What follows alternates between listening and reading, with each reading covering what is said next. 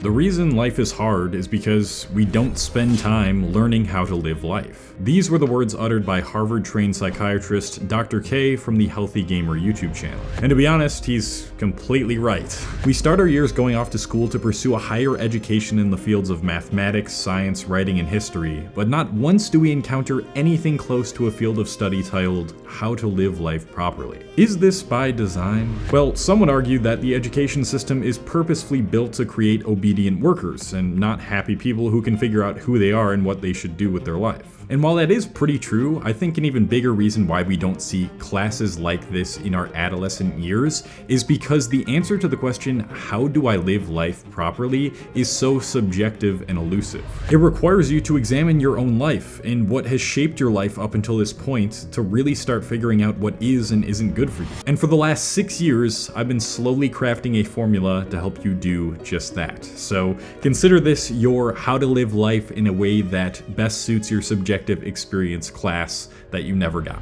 At the forefront of this method is going to be a word that I used earlier: examination. If you don't examine your thoughts, experiences, emotions, and feelings, you can never expect to understand the effect that this blending of sensory inputs has on your reality. And the only way you can really start to do that is if you become acutely aware of when one of those things is happening or has happened. This brings us to the first stage of self-awareness: understanding the pause.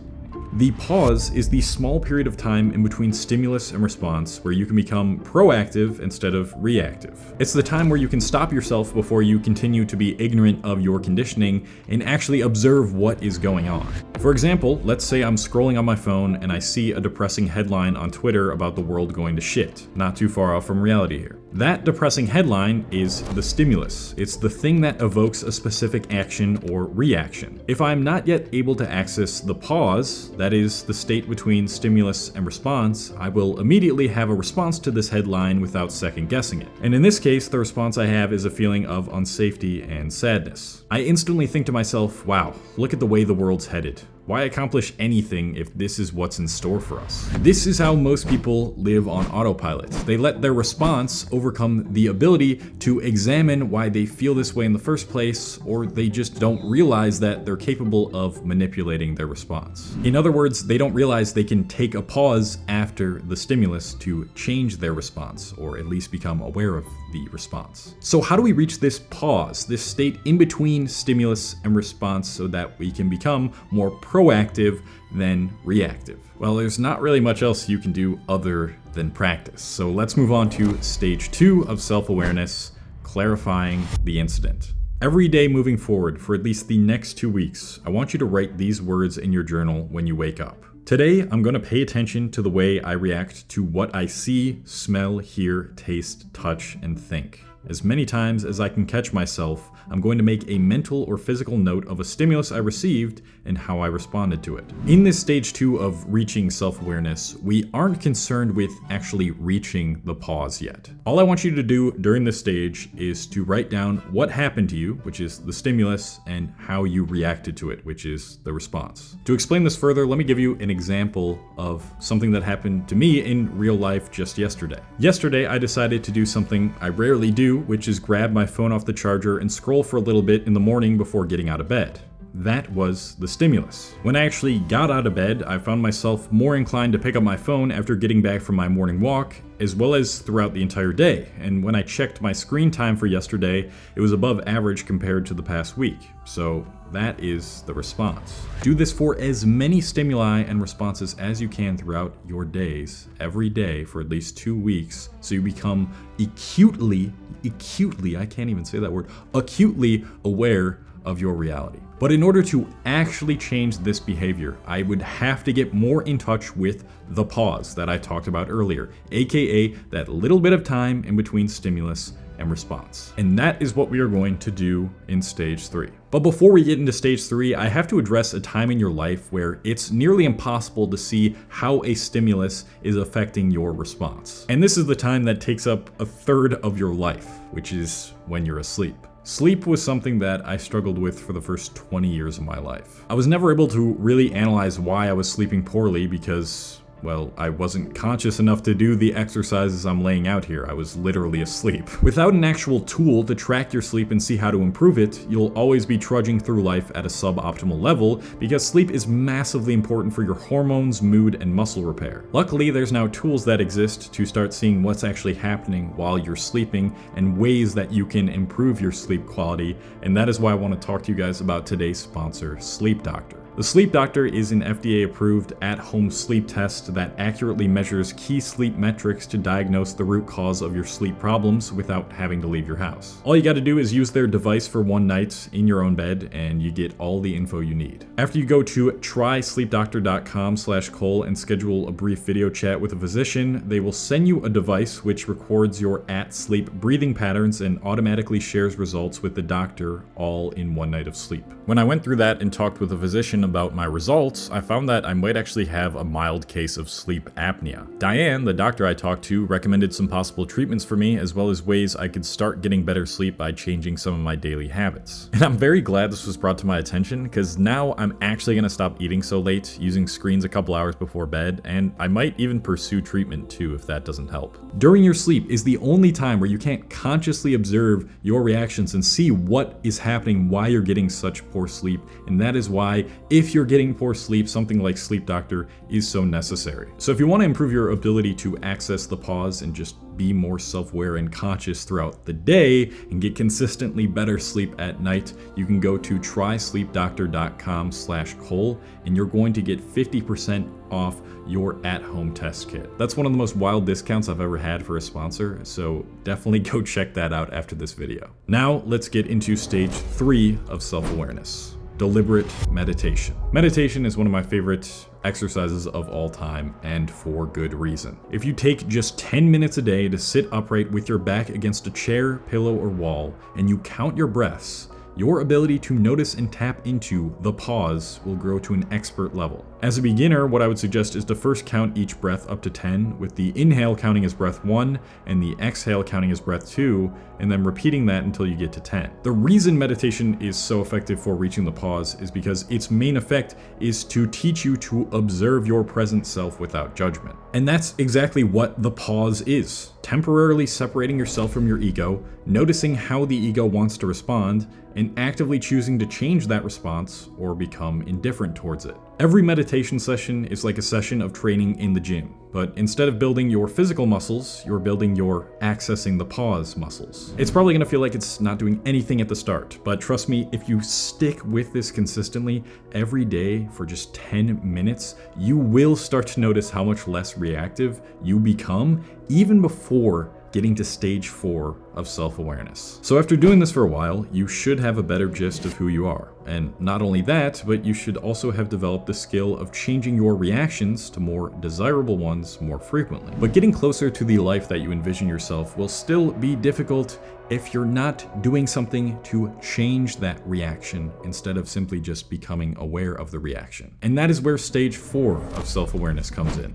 Transformation. I want to preface this by saying that some responses will be ingrained in you forever and cannot be changed. When you decide to drive to McDonald's to order a quarter pounder with cheese and a large fry, and that post-food clarity hits and you feel awful, you will never be able to change the response of feeling like crap after that meal. Okay, maybe you can convince yourself a little bit with the right mindset that you don't feel that bad, but you'll still feel pretty garbage. While some responses can never be changed, what you can change is what leads you to start pursuing that response in the first place. Because what good is all this self-awareness if we don't actually do something positive with it? Since I believe this last stage is going to be the most difficult to implement for you, I'm going to give you 3 different examples. First, let's start off with that example I used earlier of when I decided to scroll on social media in bed for 15 minutes. The stimulus being the phone and the response being me more likely to pick up my phone led to this self-awareness discovery. If I use my phone in bed right upon waking, I will waste more time during the day scrolling when I don't want to. Now, to change any sort of response, there's either one of two ways you can do it. You can change your thoughts surrounding the thing so that it no longer bothers you, or you can change the behavior that leads to the response. But in this case, we definitely want to change the behavior because I don't want to just change my mindset around using my phone in bed and then I'm still using my phone more throughout the day. There are a few preventative measures I could take to ensure this happens less. For one, I could put my phone all the way in another room so the distance between my phone and the bed is greater. Another possible method could be to just use sheer willpower and give myself more of a reminder of what happens when I decide to scroll in bed. And that reminder could be in the form of a notification upon waking up, or maybe something I hang over my bed that says, hey, if you choose to scroll, your future self will be in a far worse state than they could be. On top of that, I could make sure I'm doing the right things the night before that make it easier for me to not want to start scrolling in the morning, like actually getting a good night's sleep and making sure I'm as relaxed as possible before bed. Identify the stimulus and response, clarify the behavior, and take actionable steps to change. That's what we just did. Now let's use an example of me getting emotional because my needs weren't getting met in a platonic relationship. Let's say I'm having a conversation with a friend and we're talking about ways I could lose weight. As a suggestion, my friend says, I mean, if you really just got up and moved more and spent less time playing video games and complaining about it, you'd have way more time to go to the gym. The stimulus here was my friend's words and body language, and my response came in the form of my head getting hotter and instantly getting defensive. I said to him, "You don't know how hard my life is, asshole. If you just knew a fraction of what I was going through, maybe you'd have some sympathy. You're such a fucking dick." Not the ideal response here, right? If I was early on in this journey to improving my self-awareness, I probably wouldn't be at the point where I could control my reaction, but I could still write about the experience as soon as possible. So I'd write down the stimulus and my response and explain why it made me feel that way, but in much more calmer words than I gave to my friend. Obviously, a reaction like this would indicate that I'm insecure about my weight. So first, how can I start to see this whole situation from my friend's perspective? Well, maybe he's just bad at communicating things and unintentionally does so in an abrasive way, and he's only parroting the way he was taught to communicate by his parents. And if I really examine myself, my insecurity towards my weight is so strong because I deal with feelings of low self-worth. But the way my friend tried to help me here would never actually help, so I need to communicate how that made me feel over text or the next time I see him. So the next time I'd have the opportunity to talk to him, I'd say, "I appreciate you trying to help me lose weight, but the way you were trying to support me did more harm than good. I actually got pretty upset, and while I know I need to be less insecure about this stuff, I need you to communicate your support in a healthier way to me." In this example, you're not only becoming more self-aware of your insecurities and triggers, but you're also resolving a triggering situation so that it happens less frequently. And even if it does happen again, you now have that pattern clearly marked down in your head or on paper. So the next time someone unintentionally or intentionally triggers you, you can notice how similar the stimulus is to past stimuli that made you insecure, take time to sit in the pause, and then choose to respond when you're more level-headed and can approach the situation using the best possible outcome. That's the power of self-awareness. Now, a common misconception that one might get from me saying this is that one day you'll be able to control all of your emotions, but you definitely won't. You'll probably get emotionally triggered less and less the more self-aware that you are, but if an emotion really needs to come out, do not suppress that shit. In the moment, you might need to temporarily reduce it so that it doesn't harm others, but at some point, you have to let it out to fully understand it. And that in and of itself is a practice of self-awareness because you are identifying what certain emotions feel and look like. And when you identify what certain emotions feel and look like, they become much more easy to handle. Last example I want to give you is a negative thought pattern that you just can't shake off and you don't understand why. And for this one, I want to talk about my own experience with dealing with the thought of, I'll never be good enough. This is probably the single most destructive thought pattern that anyone can fall into in their life. And for the majority of my life, it came up quite a lot. But when I decided to actually examine the stimuli that were causing this thought pattern to arise more frequently, a few things kept coming up more than most. Those were the beliefs I had about what my expectations should be, the way other people define me, and what I thought progress was supposed to look like. Now, these three things could be entire videos in and of themselves, and I've already talked about these things in quite great depth in my self-improvement playlist on my YouTube channel, but I'm just gonna briefly go over how I kind of conquered this here. When I realized that my expectations for myself were entirely created by other people's expectations of what they thought I needed to be and what they thought I needed to do in order to be happy, I realized I could create my own definition of expectations and my own idea of success. An idea that saw failure as an opportunity to learn. An idea that saw setbacks as a necessary part of the process. And an idea that even if people around me don't believe in me or think of me poorly, that does not at all take away from my inherent value. I only came to believe all these things about the world and myself because I was not observing my responses to all these stimuli and realizing it was literally just a reaction that had been conditioned in me. All I needed to do was become aware of it and start forming my own beneficial beliefs that never deterred me and always kept me on the road that I wanted to travel down, even if it didn't fit anyone else's definition of what a road should look like. And so I started the process of becoming aware of those emotions and thoughts and the way I could start seeing them so that they never felt like enemies. And that's really what this is all about. Self-awareness is about noticing the patterns and doing something with the knowledge that you've gained from noticing. It's about no longer reacting to life, but becoming aware of your reactions, noticing what they look like, what activities or thoughts make them form more often,